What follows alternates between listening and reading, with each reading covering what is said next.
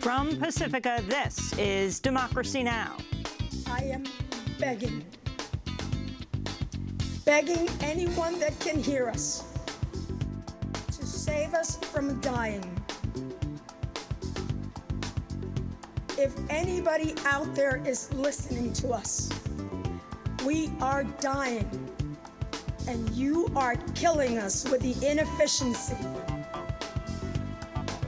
and the bureaucracy. San Juan's Mayor Carmen Yulín Cruz pleading for help for Puerto Rico nearly a week after Hurricane Maria devastated the island. Her cries for faster aid sparked an attack from President Trump, who accused her of poor leadership and tweeted Puerto Ricans, quote, want everything done for them.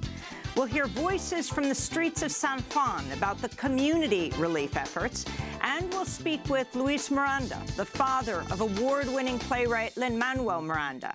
The playwright said Trump is going straight to hell. Then to the Catalonia independence referendum in Spain. The victims are here. We are the victims. The more than 700 people who went to hospitals. Those are victims and not the others. And here we have not been able to vote. We had to run from one place to another to go and vote. What is that? We are not criminals. We are not thieves. We are not corrupt like they are. We only wanted to vote. More than 800 people injured after Spanish police raided polling stations during Catalonia's independence referendum on Sunday. It's being described as the biggest constitutional crisis in Spain since the end of the Franco dictatorship in the 70s. And the biggest mass shooting by a single individual in U.S. history. It happened last night in Las Vegas. All that and more coming up.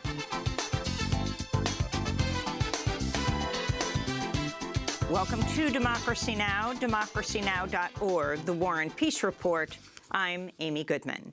In Las Vegas, Nevada, a gunman opened fire with an automatic rifle from the 32nd floor of the Mandalay Bay Casino Hotel Sunday night, killing at least 50 people and injuring more than 200 others at a country music concert below.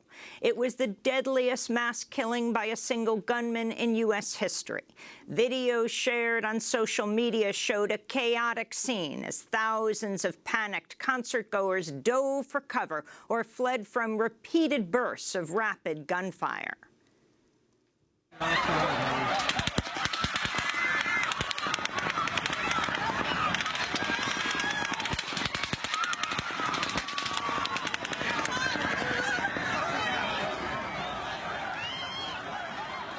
Police say a SWAT team used an explosive device to break into the hotel room where the shooter had holed up, killing him.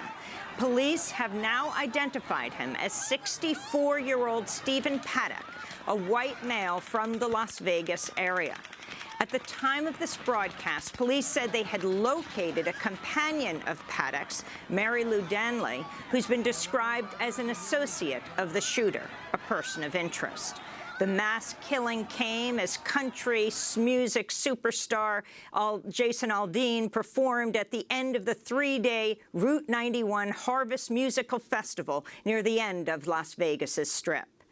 In Puerto Rico, a humanitarian catastrophe continues to unfold 12 days after Hurricane Maria struck the island. Over the weekend, the Pentagon said the percentage of Puerto Rico's 3.5 million residents without access to clean drinking water rose to 55%. Only 5% of the island has electricity, while food and fuel remain scarce and about half the island's roads are impassable. This is Miriam Rodriguez, a resident of the city of Caguas. This is a very disaster. I have no water, and I'm not buying food because I don't have a generator.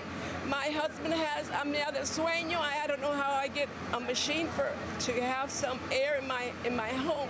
But I want to tell my family in Chicago that we're doing well, but it's very disastrous because this is the first time I'm crying. I haven't cried for a long time.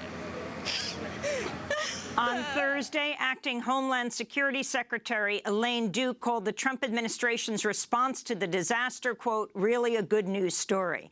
That prompted the San Juan mayor, Carmen Yulín Cruz, to retort, this is not a good news story. This is a people are dying story. Cruz later pleaded for the world to come to Puerto Rico's aid in an impassioned news conference. We are dying here. And I cannot fathom the thought that the greatest nation in the world cannot figure out logistics for a small island of 100 miles by 35 miles long. So I am asking the President of the United States to make sure somebody is in charge that is up to the task of saving lives.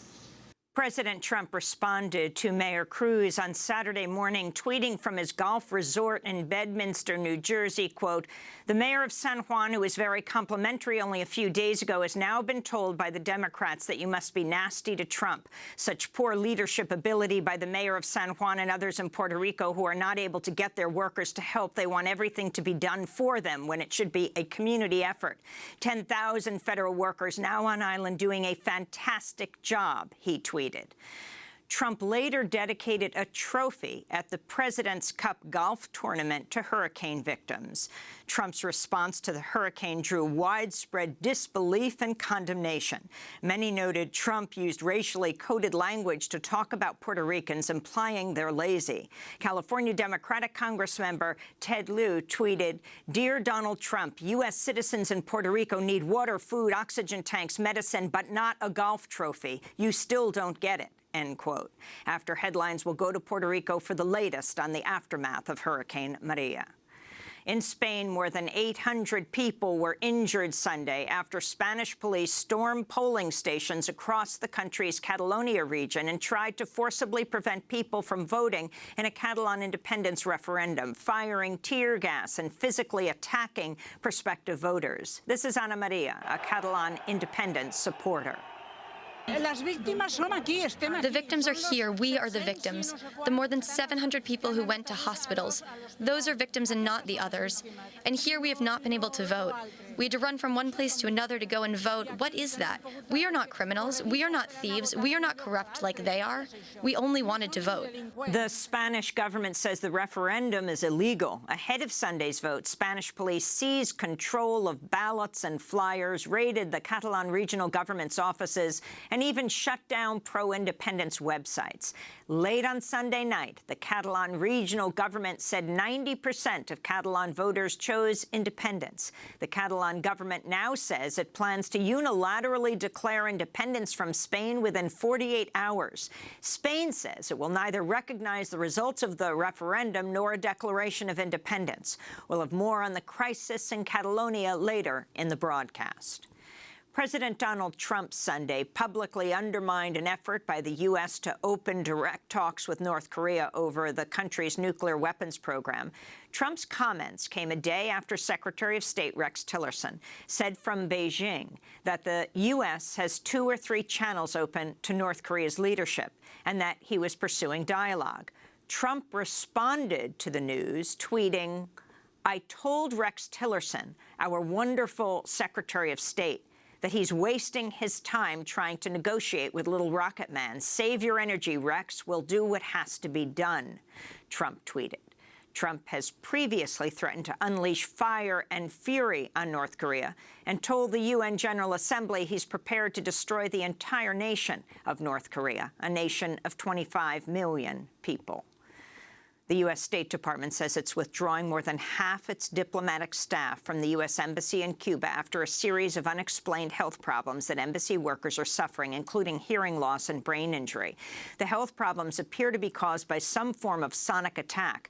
Cuban officials deny any involvement in the apparent attack, which also affected Canadian diplomats, and Cuban officials are cooperating with U.S. officials to investigate the incidents. Health and Human Services Secretary Tom Price resigned on Friday. Following news reports he and his wife traveled on military and private charter flights at a cost to taxpayers that may have exceeded $1 million. Price resigned after President Trump said he didn't like the optics of the scandal and suggested he was prepared to fire his HHS secretary. Price's resignation came as other members of Trump's cabinet are under scrutiny for chartering similar flights. Treasury Secretary Steve Mnuchin and his wife took a government jet to Louisville and Fort Knox, Kentucky in August, where they watched the total solar eclipse above Fort Knox. And earlier this year, Mnuchin requested a $25,000 per hour government jet for his European honeymoon. Environmental Protection Agency Chief Scott Pruitt and Interior Secretary Ryan Zinke and his aides also reportedly took non-commercial flights at taxpayer expense. In Syria, a monitoring group says airstrikes on Saturday killed 28 people, including 4 children, in the rebel-held Idlib province near Syria's border with Turkey.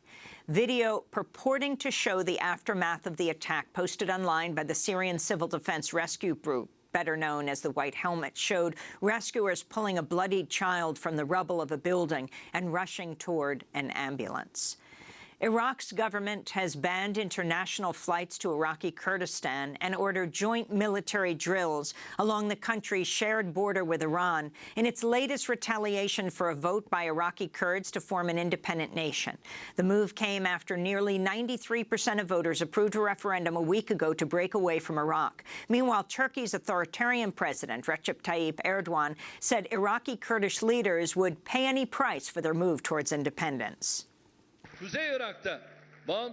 They are not forming an independent state in northern Iraq. On the contrary, they are opening a wound in the region to twist the knife in. Ignoring this fact will do no good, neither to us nor our Kurdish brothers in Iraq or other parties. In Cameroon, soldiers shot and killed at least 8 people and wounded scores more Sunday in the latest crackdown on a separatist movement in English-speaking parts of the Central African nation. The violence came on the 56th anniversary of the unification of areas formerly colonized by Britain and France. Ahead of the anniversary, the government banned public gatherings, limited travel, and disrupted internet service, cutting access to services like WhatsApp, Facebook, and Twitter, after it ended a similar blackout last April that lasted 93 days. About a fifth of Cameroon's 22 million people are English speakers, with many claiming discrimination at the hands of the French-speaking majority. In Germany, same-sex couples married legally for the first time over the weekend as a new marriage equality law came into effect. Registry offices in several German cities opened a day earlier than normal on Sunday to allow for the ceremonies.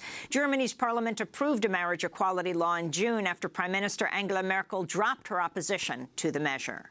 In Argentina, tens of thousands marched through the capital, Buenos Aires, Sunday, demanding justice and answers in the case of a young activist who went missing 2 months ago. 28-year-old Santiago Maldonado disappeared on August 1st during a protest against the eviction of indigenous people from lands claimed by the Italian clothing company Benetton. Witnesses say Argentine security forces beat and arrested a person around the time of Maldonado's appearance.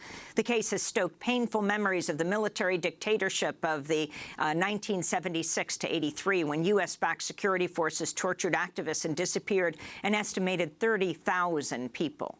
Back in the U.S., lawmakers missed a weekend deadline to renew the children's health insurance program known as CHIP, throwing the fate of 9 million children who rely on CHIP for low-cost medical coverage into doubt. Republican leaders in both the House and Senate failed to act on a bipartisan bill to reauthorize the program, which provides access to routine checkups, immunizations, ER visits, and dental and vision care. Without quick action to renew CHIP funding, the Kaiser Family Foundation warns 10 states could run out of money for the program by the end of the year. In St. Louis, police used a taser weapon Friday to electrocute a protester and pepper-sprayed others when they confronted officers over the incident in the latest clash over the acquittal of white former police officer Jason Stockley for the murder of 24-year-old African-American Anthony Lamar Smith. Friday's incident came after protesters in St. Louis unfurled a banner at a Cardinals-Brewers baseball game reading, "Stop Killing Us." And thousands of protesters took to the streets of Washington, D.C. and cities across the United States over the weekend for a series of marches for racial justice. In New York City, hundreds marched Sunday over the Brooklyn Bridge. This is New York resident Carmen Perez. Racial justice is when we are working to intentionally ensure that the most marginalized communities are at the center. And so when we think about economic justice, we also have to think about pay equity when it comes to women. We also need to think about the pay gap that happens when it comes to white women compared to Latina women and black women. It's really easy for me to stay in my silo and work on criminal justice reform or work on women's issues, but I also have to be able to speak on the fact that Muslim people in this country are not are being mistreated. And I have to stand up for that, because even though it doesn't personally affect me, it impacts my community. And those are some of the headlines. This is Democracy Now!, democracynow.org, The War and Peace Report. I'm Amy Goodman. We begin today's show with the unfolding humanitarian crisis in Puerto Rico. Nearly 2 weeks after Hurricane Maria devastated the island, Puerto Rico's 3.5 million residents still have nearly no electricity and dwindling supplies of food, fuel, and fresh water. President Trump's scheduled to visit Puerto Rico Tuesday as another storm is brewing, a political storm between San Juan Mayor Carmen Yulín Cruz and the president himself. Speaking on CNN Friday, Mayor Yulín Cruz slammed attempts by the Trump White House to spin the situation in Puerto Rico as a good news story. When you're drinking from a creek, it's not a good news story. When you don't have food for a baby, it's not a good news story. When you have to pull people down from their buildings, because I'm sorry, but that really upsets me and frustrates me. You know, I would ask you to come down here and visit the towns and then make a statement like that, which frankly, it is an irresponsible statement, and it contrasts with the statements of support that I have been getting since yesterday when I got that call from the White House. Damn it, this is not a good news story. This is a people are dying story. This is a life or death story. There's a truckload of stuff that cannot be taken to people's story. This is a story of a devastation that continues to worsen. On Friday, Trump's own point person in Puerto Rico, Army Lieutenant General Jeff Buchanan, similarly noted the Defense Department has not sent enough resources to help hurricane-ravaged Puerto Rico. But on Saturday morning, President Trump attacked Mayor Yulín Cruz while Trump was at his private golf resort in Bedminster, New Jersey. Over a series of tweets, Trump wrote, quote, "The mayor of San Juan, who was very complimentary only a few days ago, has now been told by the Democrats that you must be nasty to Trump. Such poor leadership ability by the mayor of San Juan and others in Puerto Rico who are not able to get their workers to help. They want everything to be done for them when it should be a community effort. 10,000 federal workers now on island doing a fantastic job," he tweeted. Trump's comments drew widespread disbelief and condemnation. Many noted Trump used racially coded language to talk about Puerto Ricans, implying they're lazy. On Sunday, Trump dedicated a golf trophy at the President's Cup golf tournament to victims of Hurricanes Harvey, Irma, and Maria. And on behalf of all of the people of Texas, and all of the people of, if you look today and you see what's happening, how horrible it is, but we have it under really great control, Puerto Rico, and the people of Florida who have really suffered over this last short period of time with the hurricanes, I want to just remember them, and we're going to dedicate this trophy to all of those people that went through so much that we love, a part of our great state, really a part of our great nation. Trump's dedication of the golf trophy drew outrage and ridicule. California Democratic Congressmember Ted Lieu tweeted, "Dear Donald Trump, U.S. citizens in Puerto Rico need water, food, oxygen tanks, medicine, but not a golf trophy. You still don't get it," unquote. Among those who've criticized Trump over his comments about Puerto Rico was the acclaimed playwright Lin-Manuel Miranda, the creator and original star of Hamilton. On Saturday, Miranda tweeted, "You're going straight to hell, real Donald Trump. No long lines for you. Someone will say, 'Right this way, sir.' They'll clear a path," unquote. Well, for more, we're going to Miami, Florida, where we're joined by Luis Miranda, Jr., the father of Lin-Manuel Miranda. Luis Miranda is a founding partner of the Miram Group consulting firm. His new piece for the New York Daily News is headlined, "Puerto Ricans Aren't Lazy and Will Remember Trump's Bad Hurricane Response." Both he and his son, Lin-Manuel, have been raising money for Hurricane Maria relief efforts. And at Rutgers in New Brunswick, New Jersey, we're joined by Democracy Now! Co-host Juan Gonzalez, former staff writer at the New York Daily News and author. His latest book, Reclaiming Gotham, Bill de Blasio and the Movement to End America's Tale of Two Cities, also author of Harvest of Empire, A History of Latinos in America. Well, we welcome you both to Democracy Now! Juan, let's start with you and your assessment of what's happened so far on this day before President Trump, under withering criticism, finally heads to Puerto Rico tomorrow, along with the U.S. Virgin Islands. Well, Amy, and welcome to Democracy Now! Listeners. I just want to say that to hear President Trump claim that the situation is under control is completely at odds with reality. I just learned before coming on the air that one of the longtime leaders of the Puerto Rican community, Lorraine Montenegro, the daughter of the civil rights icon, Evelina Antonetti, died yesterday in Puerto Rico. She apparently had been without water and electricity in the town of Carolina. She started feeling ill. She was dehydrated. She went to the hospital, and she died within a few hours. This is a direct example of some of the continuing problems that exist between those Puerto Ricans who are still dealing with this crisis of no electricity, many of them with no water, and the infrastructure and the aid that has come so far is not sufficient to assist them.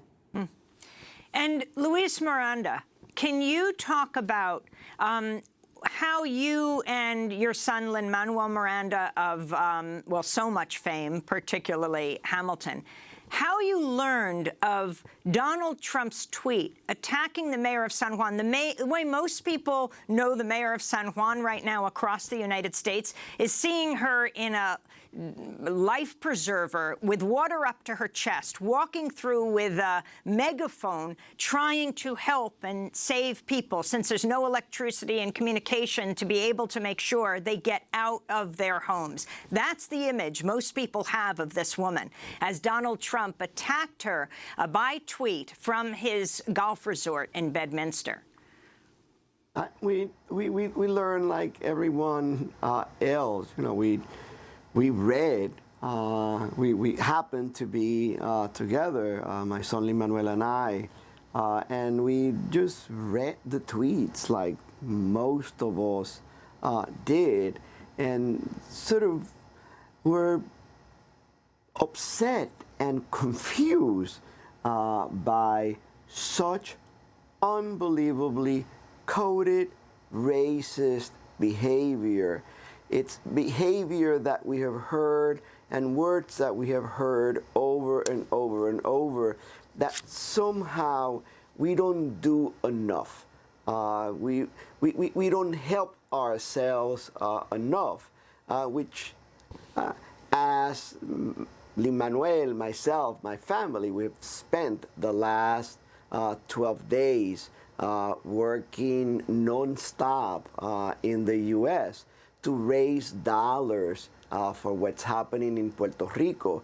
And as we see the images and we talk to our family, everybody hands-on, doing everything they can to help their neighbors, to help what's happening in Puerto Rico. And here is the President of the United States, rather than showing compassion, just doing what he does best. It's red meat to his supporters. Remember, this guy did not say a word for an entire weekend while things in Puerto Rico were getting worse. Instead, he spent the entire weekend fighting with football players. But when he can then be negative and destructive, and his supporters then can applaud that he's tough towards Puerto Rican, then he talks about us. And just to clarify what you're talking about, not this past weekend, but the weekend before, something like 15 tweets of President Trump attacking black athletes in the NFL for taking the knee and calling them sons of bees, right? With no tweet at that time around Puerto Rico. And then this weekend attacking the mayor of San Juan. Correct. We're all working nonstop, and he's just attacking for the sake of attacking. He's not accomplishing anything. He's not creating consciousness. He's not moving the needle. He's just doing what he does best. It's, you know, his support continues to dwindle. There is this core of supporters who need this red meat because they're not getting any legislative change of the agenda that the protectionist and anti-immigrant agenda that Trump promised them. So the way he keeps them together is just by throwing attacks to people and against people that he believes those supporters are going to applaud. So Lin-Manuel tweets on Saturday, you're going straight to hell, real Donald Trump. No long lines for you. Someone will say, right this way, sir. They'll clear a path. What has been the response to that tweet? The response overwhelmingly have been of support because people were feeling exactly what Lin-Manuel was feeling and revealed in that tweet. We need to do something. Mr. President, we are doing everything we can, and your response, it's one of attack against the Puerto Rican people. So you are going straight to hell, a metaphor to show that your behavior, it's totally unacceptable, particularly from the moral leader of the greatest country in the world. We're talking to Luis Miranda, who is the father of Lin-Manuel Miranda, the famed playwright, singer, musician, activist. And we're talking to Juan Gonzalez. He's at Rutgers University in Brunswick, New Jersey. This is Democracy Now! We'll come back and continue talking about Puerto Rico, get a report from the streets of the community relief efforts that are going on as Puerto Ricans help each other. And then we'll look at the Catalonian independence referendum. More than 800 people injured by the Spanish security forces. Stay with us. I am Usnavi, and you probably never heard my name. Reports of my fame are greatly exaggerated, exacerbated by the fact that my syntax is highly complicated, cause I immigrated from the single greatest little place in the Caribbean, Dominican Republic. I love it, Jesus, I'm jealous of it, and beyond that, ever since my folks passed on, I haven't gone back. God damn, I gotta get on there. Oh. The milk is gone bad. Hold up just a second. Why is everything in this fridge warm and tepid? I better step it up and fight the heat, cause I'm not making any profit if the coffee isn't light and sweet. Abuela, my fridge broke. I got café but no con leche. Try my mother's own recipe. 1 can of condensed milk. Nice. Ay, paciencia y fe. That was Abuela. She's not really my abuela, but she practically raised me. This corner is her escuela now. You probably thinking I'm a creek. I never been north of 96th Street. Well, you must take the A train. Even farther than Harlem to northern Manhattan and maintain. Get off at 181st and take the escalator. I hope you're writing this down. I'm gonna test you later. I'm getting tested. Times are tough on this bodega. 2 months ago, In the Heights, the play before Hamilton by, yes, Lin-Manuel Miranda, as we speak with his father, Luis Miranda, who's in Miami today. He and his son are coordinating relief efforts in Puerto Rico. This is Democracy Now! I'm Amy Goodman with Juan Gonzalez. Nearly 2 weeks after Hurricane Maria slammed into Puerto Rico, the capital, San Juan, is still facing a dire lack of food, clean water, electricity. Hanging over one of San Juan's freeway overpasses near the neighborhood of Playita are multiple cloth signs reading in Spanish, SOS, Playita needs food and water. Juan, before we go to hear the voices from people in the streets and neighborhoods of San Juan, what do you think is most important to understand right now, and also the startling news that you just shared about a Puerto Rican longtime leader dying, and the idea that the death toll may be much higher, as the reporter from Puerto Rico reported on Democracy Now! On Friday. Yes, well, clearly the Center for Investigative Journalism in Puerto Rico has already documented that there are more bodies of people who have died as a result of the storm than are currently being reported, and the real number is unknown. But I think there are a couple of myths still being perpetrated that have to be dispelled. One is, of course, the president claiming that the Puerto Rican people and leaders are waiting for everything to be done for them. The reality is quite different. The resilience of the Puerto Rican people and the ability of people in all of these communities, many of them cut off from communication still, is amazing. For instance, you remember last week I was still trying to get information on my sister in the town of Cayey. Luckily, just yesterday, we found out that she and her husband are well, even though they have no electricity and still no communication. But somebody was able to get up and visit them in Cayey. But the amazing thing about the people of Cayey, that they themselves have organized, they managed to get to a website where they've been doing videos of all of the different people in different neighborhoods communicating with their own relatives. They've been able to organize themselves to begin clearing out streets of strewn trees and other blockades of the roads that occurred as a result of the storm. So people are helping each other out in all of these towns while they await assistance from existing local government and federal government, the FEMA folks and the military. The reality, though, is that Puerto Rico has essentially a novice governor, a young governor who really, if it wasn't for the fact that his father had been governor beforehand, would likely never have been elected last year, who the governor of Puerto Rico himself did not really prepare well for this storm. But now, more importantly, the military, the general that President Trump sent to take charge of the situation in Puerto Rico just a few days ago, right away said he did not have enough equipment and supplies to deal with the situation. Now, if there is one institution in the United States government that knows how to deal with Puerto Rico well, it is the military. For decades, up to 13% of the land of Puerto Rico was military bases, including the largest naval base in the world, Roosevelt Roads. The Ramey Air Force Base Strategic Air Force Command Base was there. And so the military knows how to get around Puerto Rico, how to deal with the terrain of Puerto Rico, and the fact that the military was not sent in earlier by the president to be able to help the people of Puerto Rico, even as the storm was heading toward Puerto Rico. I think that was a strategic mistake.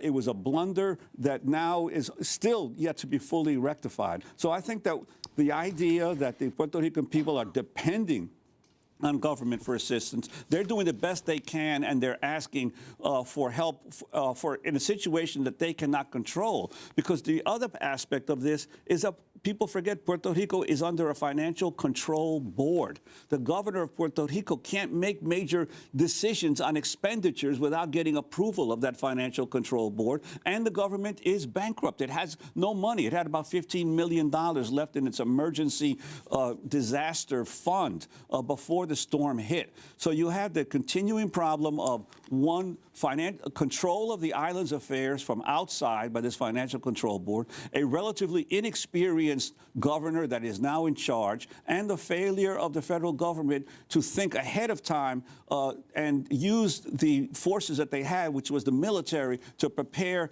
for help for the people of Puerto Rico. I want to turn now to the voices from Puerto Rico's neighborhood of Rio Piedras in the capital, San Juan, speaking about the self-organized relief efforts in the wake of Hurricane Maria. After Hurricane Maria made landfall, the community of Rio Piedras in the capital city of San Juan has taken matters into their own hands, not expecting help from the government anytime soon. Rio Piedras is home to the University of Puerto Rico, which was on strike last spring. This is Jose Bellaflores Diaz, a striking student who has been leading community efforts in Rio Piedras since Hurricane Maria hit.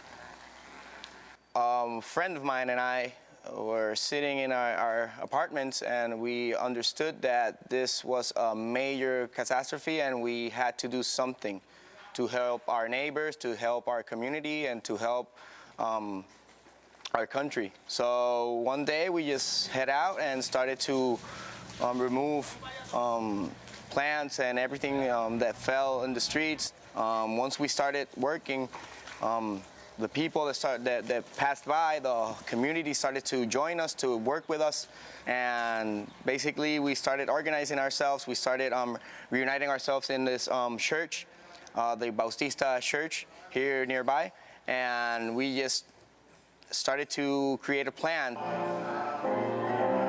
Here's where we organize ourselves. This is where we reunite ourselves, and these are basically our strategies that we use to attend the different necessities. My name is Ferdinand Gonzalez. I'm an artist. We've already had situations where we've waited for the central government to come and help us, and we've waited in vain. We've waited and waited. So this time, we did not wait. What we did was unite the whole community. We know what we need. We know what each of us requires, so we established 5 committees. There's a committee for security, another one for food, and one for improvements to lift up Rio Piedras together. We're seeing that the efforts need to be done from the inside out. We cannot wait for someone to come from outside because of the urgency. They've left us a week without anything. There's no supplies, nothing. We need to take care of ourselves, and that's what you see here. One of the efforts made to help the community of Rio Piedras is providing food to those in need. In a Baptist church, Primera Iglesia Bautista de Rio Piedras, different organizations cook food daily and distribute it in the nearby plaza.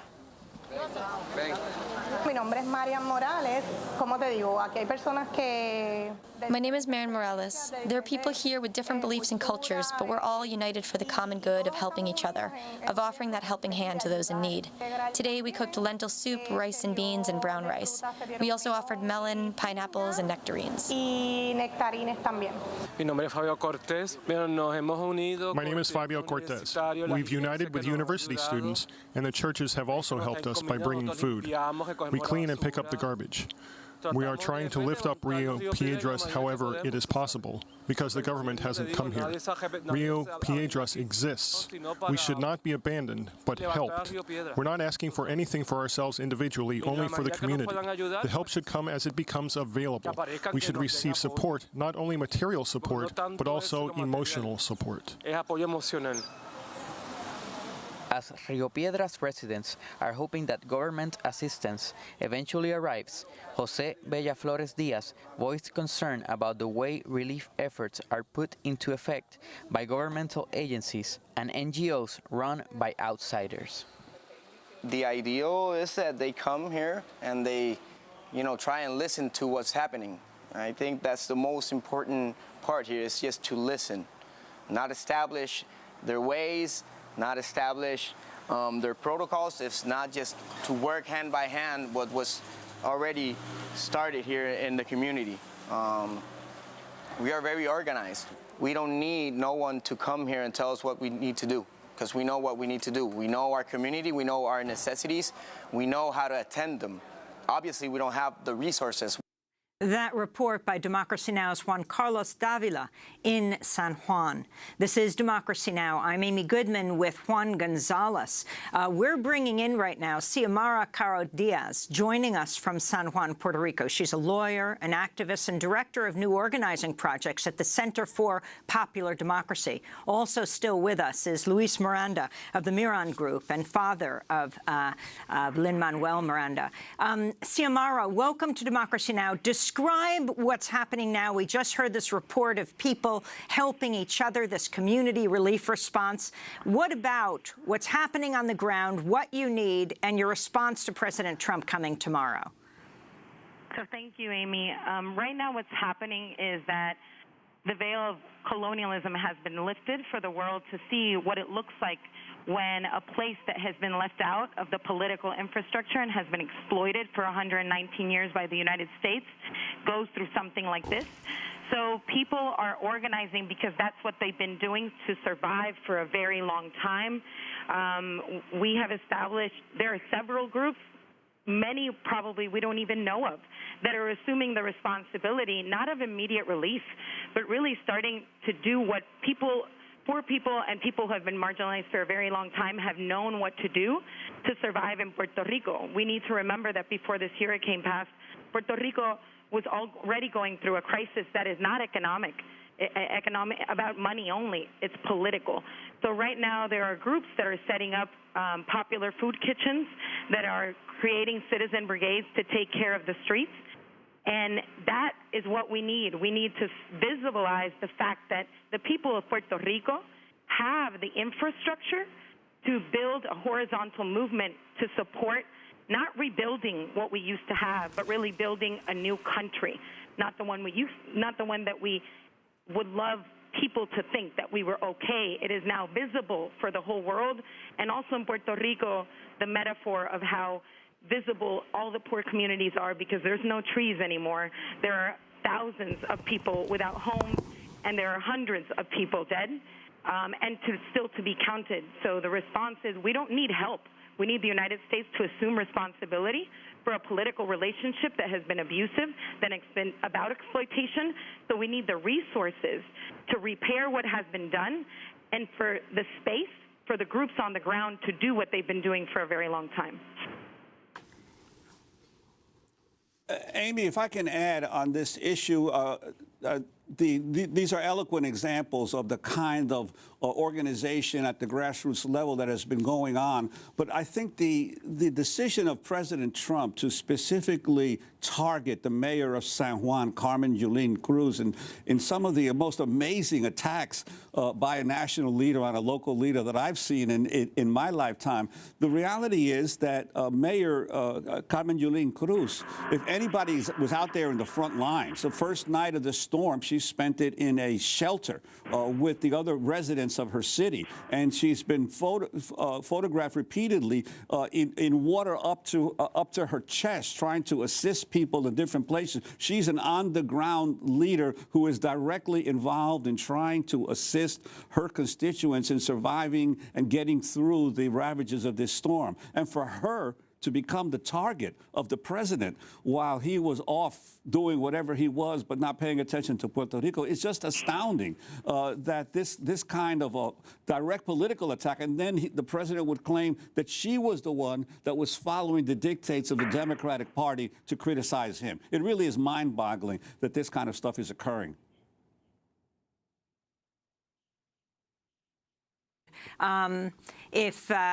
If you could respond to how people are responding in San Juan to President Trump's comments, both the attack on the mayor as well as overall on Puerto Ricans. I think we lost Xiomara Caro Diaz. Hi. I'm wondering if you can respond to what President Trump said, his attack on the mayor of San Juan, and talking about Puerto Ricans as one everything done for them. I think President Trump is not surprising anyone. We've seen this type of behavior before and attacks on other communities in the United States, so it doesn't surprise, but it should be condemned. And we will not tolerate that type of language. We will not tolerate that type of violence. We are not. People here have been for a very long time waiting for the President of the United States to assume responsibility. There's a big difference. We do not need his pity, we don't need his drama, and we do not need his attacks. We need the United States and the current president, which he is in the position right now, to assume responsibility for that, and specifically 6 things. We need, 1, relief that does not come with strings attached. We don't need any more loans with high interest. We need repair and investment for 119 years of exploitation and the amount of money that has been made off of Puerto Rico. We need the repeal of the Jones Act and all other laws that limit the capacity of Puerto Rico to be a sustainable place to live. We need demilitarization of humanitarian help and allow the people of Puerto Rico, not just here, but in the United States, to be able to share their solidarity and their help in a horizontal, direct way without trying to control at a moment where lives are at stake. We need a commitment to just rebuilding, no displacement, no evictions. We're already hearing from communities where FEMA is telling them that they cannot rebuild their home where it currently is, and that is starting to lift up grave grave questions about what is the agenda behind telling people who have lived in a place for a very long time in a moment like this that they cannot rebuild their home there. We need debt relief, and we need to end colonialism, which is at the heart. It is at the core of this issue. The Army general credited with fixing the response to Hurricane Katrina, Lieutenant General Russell Honore, said Trump should have mobilized 50,000 U.S. troops for Puerto Rico. What about militarization, Xiomara, both needing help and your concern about the U.S. military moving in even more? Militaries in Puerto Rico right now are not the people distributing help. They might be tomorrow after a visit, and if that happens, if there is suddenly a bunch of help, we will have confirmed that this is a public relations trip and not a real trip to assume responsibility for a place that's part of the United States, not because of our choice, but because we've been submitted to that. So the people for real who are doing the work are groups like Comedores Sociales en Caguas, who are feeding 500 people in the public plaza every day since last Friday. People, organizations like Taller Salud in Loíza, who distributed 300 lunches yesterday. We are not waiting for his help, and the military is not helping. The military right now, what it's doing is occupying Puerto Rico. It's making it even more difficult to get help on the ground. We have even heard a story from a comrade in Utuado who came to San Juan and told us that citizen brigades were helping to clean a street and to rebuild, to create a new way to cross a river, and police and local military told them to stop, that was not their role. So right now, the military in Puerto Rico is holding a role of violence and not of facilitation. We do not need to be re-invaded. We need to recognize that at the core of this is precisely the militarization of Puerto Rico and the poverty that has come with it.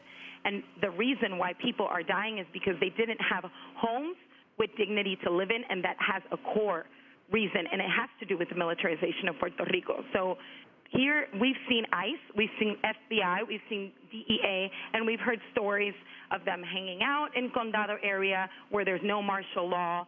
This is not what Puerto Rico needed right now, and President Trump should be ready to answer those questions because we're ready to confront him with them. And Xiomara, finally, you said hundreds of people have died. Certainly that's not the number that we're hearing. Why do you believe that? Because the amount of with the stories that come through the places we are trying to connect people is people hitchhiking from 3 hours away and telling us about neighbors who have had to bury their family members in their backyard.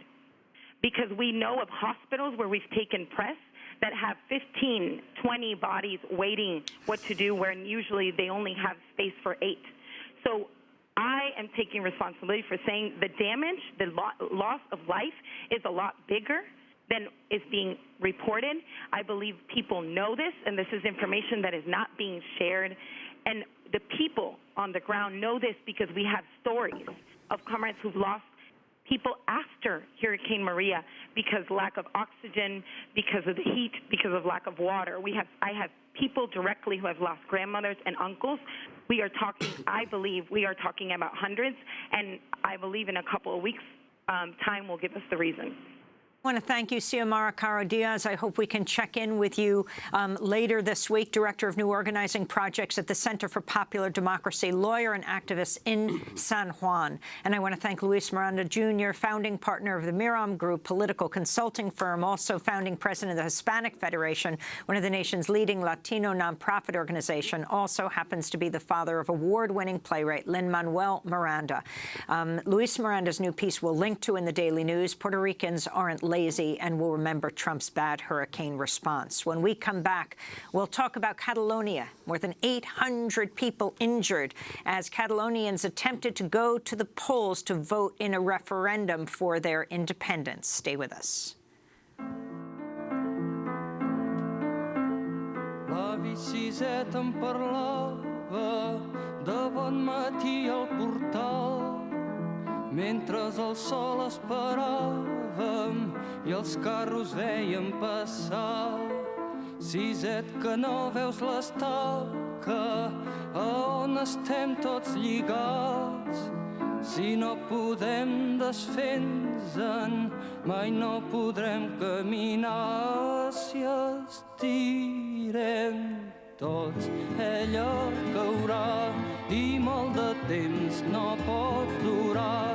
Segur que tomba, tomba, tomba, ben corcada deu ser ja. Si jo l'estiro fort per aquí i tu l'estires fort per allà, segur que tomba, tomba, tomba i ens podrem alliberar. The Stake by Louis Jacques, here on Democracy Now!, democracynow.org, The War and Peace Report. I'm Amy Goodman. In New York, Juan Gonzalez is at Rutgers University in New Brunswick as we end today's show by looking at the escalating conflict in Spain over Sunday's independence referendum in the northeast region of Catalonia. More than 800 people were injured after Spanish police stormed polling stations, tried to forcibly prevent people from voting, firing tear gas and physically attacking prospective voters. The Spanish government says the referendum was illegal.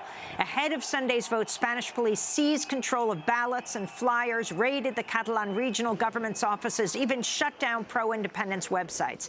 Late on Sunday night, the Catalan regional government said 90% of Catalan voters chose independence. The Catalan government now says it plans to unilaterally declare independence from Spain within 48 hours. Spain says it will neither recognize the results of the referendum nor a declaration of independence. The escalating conflict is being described as the biggest constitutional crisis in Spain since the end of the Franco dictatorship in the 70s. For more, we're joined by two guests. In Cleveland, Ohio, Sebastian Faber is with us, professor of Hispanic Studies at Oberlin College, author of the forthcoming book, Memory Battles of the Spanish Civil War, History, Fiction, Photography. He's co-author of a piece in The Nation magazine headlined, Have Spain and Catalonia Reached a Point of No Return? And here in New York, Pau Faus is with us, a filmmaker and writer from Barcelona, Spain. His recent documentary is about the mayor of Barcelona. It's called Ada for Mayor, following the campaign of Barcelona Mayor Ada Colau. We welcome you both to Democracy Now! Let us begin with Sebastian Faber. Give us context. What happened leading up to this cataclysm that took place yesterday in Catalonia? 800 people injured by Spanish police. Well, actually, the story starts about 7 years ago when the Spanish Constitutional Court rejected as unconstitutional a new statute for Catalonia, which is an autonomous region in Spain's current constitutional makeup.